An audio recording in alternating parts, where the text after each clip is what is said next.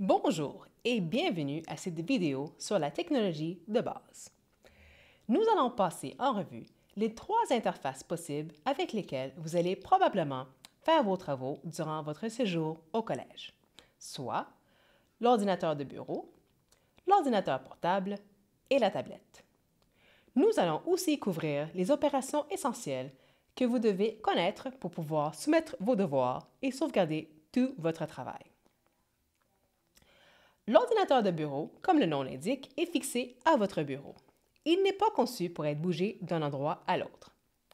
L'ordinateur de bureau devrait avoir les composantes suivantes: l'ordinateur ou la tour, le moniteur, la souris et le clavier. Selon la marque que vous avez achetée, il se peut que la tour et le moniteur soient intégrés. Chaque ordinateur contient un disque dur interne où toute l'information de votre ordinateur est contenue à moins de commande du contraire. L'ordinateur portable est la version portable de l'ordinateur de bureau, avec les quatre principales composantes intégrées dans un seul item, soit le moniteur, le clavier, l'ordinateur incluant le disque dur interne et la souris. La souris, dans ce cas-ci, est une souris tactile, un rectangle situé au centre en dessous du clavier avec deux touches en bas. Il existe des souris qui peuvent être vendues séparément, qui, pour plusieurs, sont plus faciles à manipuler, soit avec une connexion à fil ou sans fil. Le disque dur interne peut être rehaussé par de la mémoire additionnelle appelée de la mémoire externe. Jadis, nous parlions de disquettes, mais le format en vogue aujourd'hui est le USB. En anglais, Universal Serial Bus, ou les cartes mémoire flash amovibles, connues sous le nom de carte SD, ou en anglais, Secure Digital.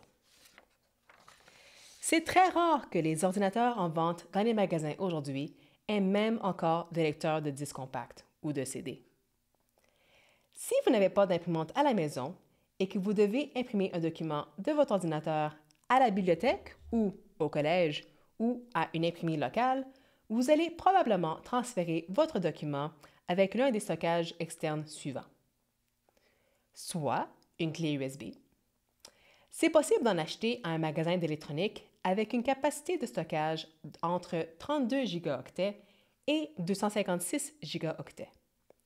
Pour vous donner une ordre d'idée, vous pourriez enregistrer 2000 chansons sur une clé USB de 32 gigaoctets. Donc, ce serait probablement suffisamment volumineux pour quelques documents Word. La deuxième option est la carte mémoire SD. Ces outils de stockage sont plus fréquemment utilisés dans les caméras photonumériques, mais peuvent quand même servir pour transporter des documents. Un disque dur portatif est aussi une possibilité. Vous pouvez en acheter à un magasin d'électronique avec une capacité entre 4 gigaoctets jusqu'à 1,5 teraoctets. Pour vous donner une idée, 1,5 teraoctets équivaut à plus de 250 000 chansons. Si, comme nous avons mentionné auparavant, vous avez un lecteur de CD, encore inclus dans votre ordinateur ou portable, je recommande d'appeler à l'avance à l'endroit où vous allez imprimer, car de moins en moins d'endroits ont des ordinateurs avec des lecteurs CD. Finalement, nous avons les tablettes ou téléphones intelligents. C'est la dernière version de l'ordinateur portable, une version qui est aussi condensée que possible. Il s'agit uniquement d'un écran tactile. Il n'y a ni de clavier ni de souris inclus dans l'achat. À la place, il est possible d'acheter un clavier externe et un stylet. Celui-ci remplace la souris.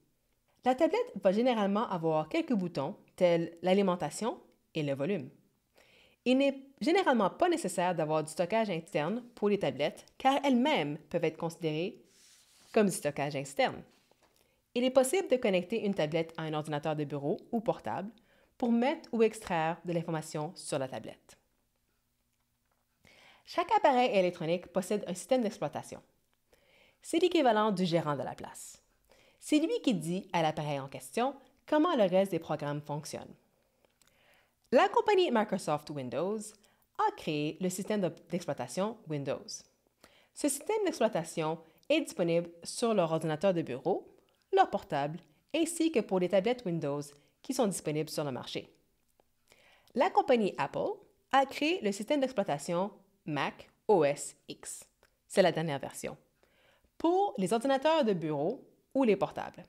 Ils ont aussi créé le système d'exploitation iOS pour leurs tablettes, donc les iPhones et les iPads. Finalement, la compagnie Google développa le système d'exploitation pour leurs tablettes et leurs téléphones intelligents appelé Android. Plusieurs des programmes qui ont été créés par Windows sont compatibles avec Android. Ce n'est pas le cas pour les programmes créés par Apple. L'importance de savoir quel est le système d'exploitation sur l'appareil que vous avez devant vous et que cela vous permet de savoir avec quel programme vous pouvez travailler. Par exemple, Microsoft Word fonctionne principalement avec Microsoft Windows et Android. Si vous avez un Mac ou un iPad, il y aura un logiciel similaire, mais pas identique. Chaque appareil électronique, tel que nous avions mentionné auparavant, possède une mémoire interne. Cependant, il existe également la possibilité d'avoir du stockage infonuagique. Cependant, ceci requiert un accès à l'Internet. Google, Apple et d'autres compagnies offrent des espaces de stockage gratuits ou payants. L'utilité du stockage infonuagique vient si vous faites des travaux avec d'autres personnes ou si vous avez beaucoup de documents, vidéos ou musique à sauvegarder. Voici un bureau typique dans un ordinateur avec le système d'opération Windows. Le bureau est la place où se trouve la majorité des programmes ou documents que vous utilisez le plus souvent, incluant les dossiers internes de votre bureau, ici appelés This PC. Il est aussi possible d'avoir accès à votre navigateur de dossiers qui, comme le nom le dit si bien, vous permet de naviguer parmi les dossiers dans votre ordinateur. Voici un bureau typique dans un ordinateur avec le système d'exploitation Mac OS X. Les dossiers internes peuvent aussi être trouvés, ici représentés par l'icône Macintosh HD. La barre en bas inclut généralement les programmes qui sont le plus souvent utilisés. Si vous voulez en savoir davantage sur votre ordinateur Windows, vous pouvez emprunter les livres du catalogue des services des bibliothèques publiques du Nouveau-Brunswick en allant au www.gnb.ca/bibliothèque publique au pluriel. Procédez au catalogue en ligne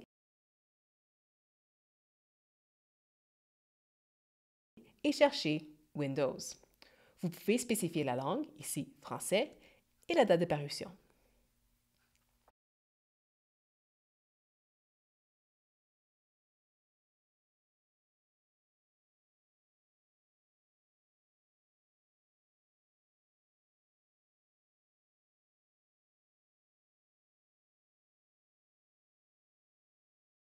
Pour les livres sur les ordinateurs Macintosh, vous tapez Macintosh et ordinateur entre parenthèses.